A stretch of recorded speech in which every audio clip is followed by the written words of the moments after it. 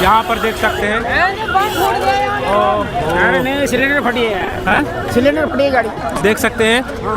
और गई थी और 20 के करीब या 25 के करीब लोग जो थे वो जख्मी थे।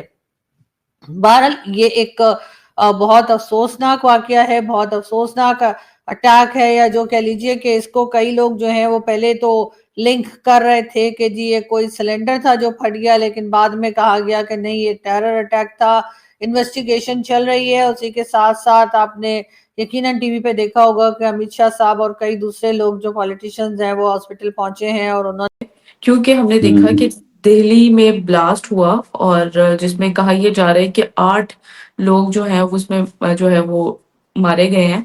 तो ये वैसे तो कोई भी टेररिस्ट एक्टिविटी जो है वो उसको हम कभी भी सपोर्ट नहीं करते हैं और एक इंसान जो है वो अगर अपनी जिंदगी से हाथ धो बैठता है तो वो तमाम इंसानियत का कत्ल के बराबर है। तो मुझे बड़ा अफसोस के साथ में आज ये प्रोग्राम मैंने कंडक्ट। हेलो दोस्तों, वेलकम टू हिंदुस्तान से। हाल ही में लाल किले के पास दिल्ली में एक गाड़ी में धमाका हुआ।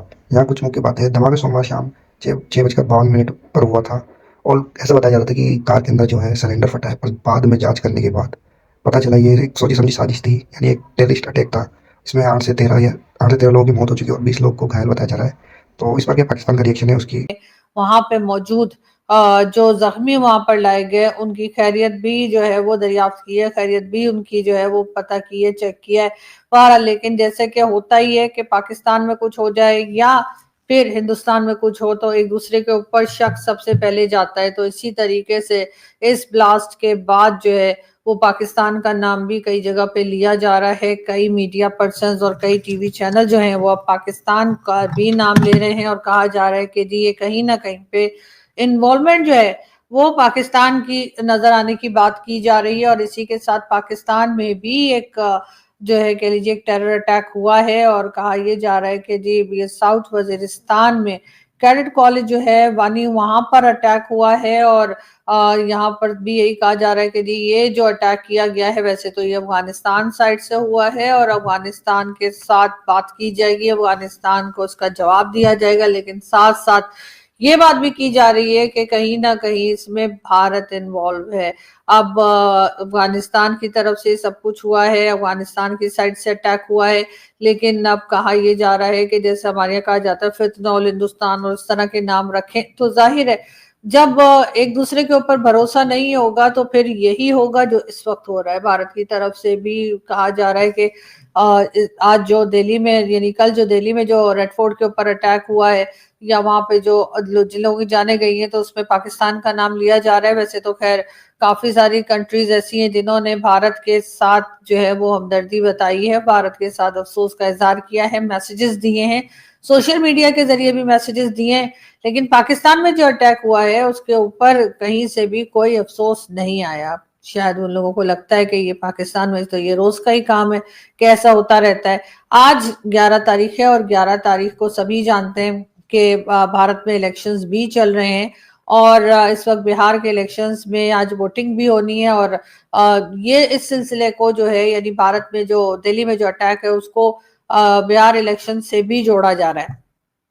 कहाँ तक क्या सही है ये तो खैर आने वाला वक्त बताएगा। अभी शायद बहुत जल्दी है या बहुत अर्ली है कि हम किसी रिजल्ट पर या किसी चीज के ऊपर पहुंच सकें, लेकिन ये जरूर है कि एक बार फिर हिंदुस्तान पाकिस्तान के बीच में टेंशन जो है वो बढ़ चुकी है और जो पहले कुछ अरसे से कुछ बेहतरी आ रही थी और लग रहा था कि अब शायद दोनों कंट्रीज आपस में।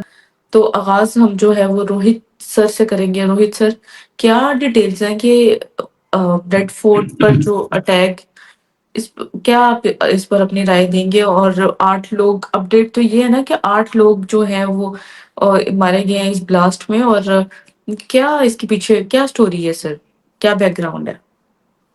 अभी तक तो 8 ही की खबर आई है, लेकिन ये फिगर ज्यादा हो सकती है। मेरे पास जो वो है जो लिस्ट है उसके हिसाब से तो इंजर्ड काफी सारे हैं और बहुत सारे इंजर्ड का नाम नहीं लिखा गया है, अननोन लिखा गया है। इसका मतलब ये है कि वो इंजर्ड ऐसी हालत में नहीं थे कि वो अपने बारे में कुछ बता पाए।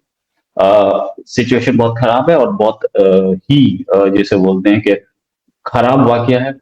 अभी तक गवर्नमेंट ने कुछ नहीं बोला है। हम लोगों को जो इंफॉर्मेशन मिल रही है सोर्सेस से वो ये है कि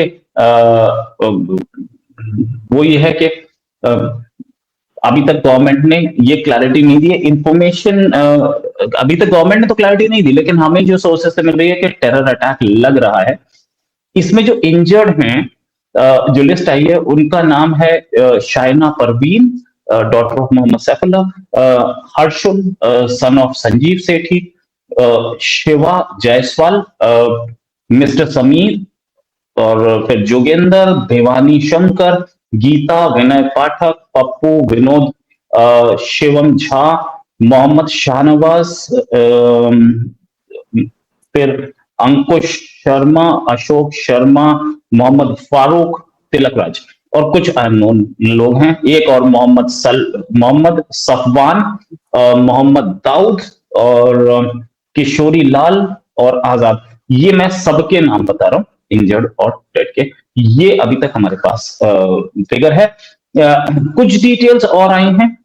ये जो कार थी वो इनिशियली मोहम्मद सलमान के नाम पे थी।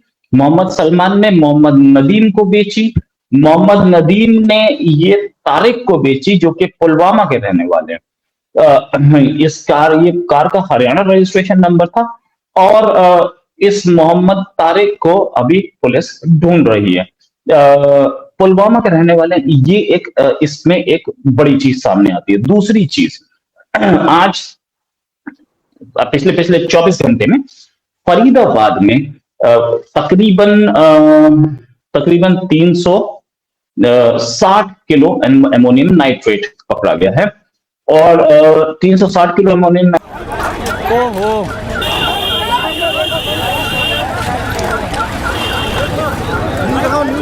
अरे भैया देख सकते हैं।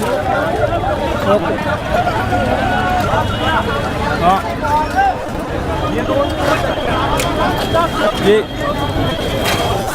ये देख सकते हैं 50 के आसपास लोग। हाँ हाँ, 50 के आसपास लोग।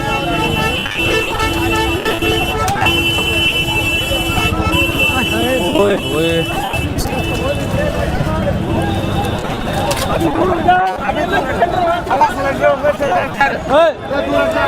मोहन मोहन मोहन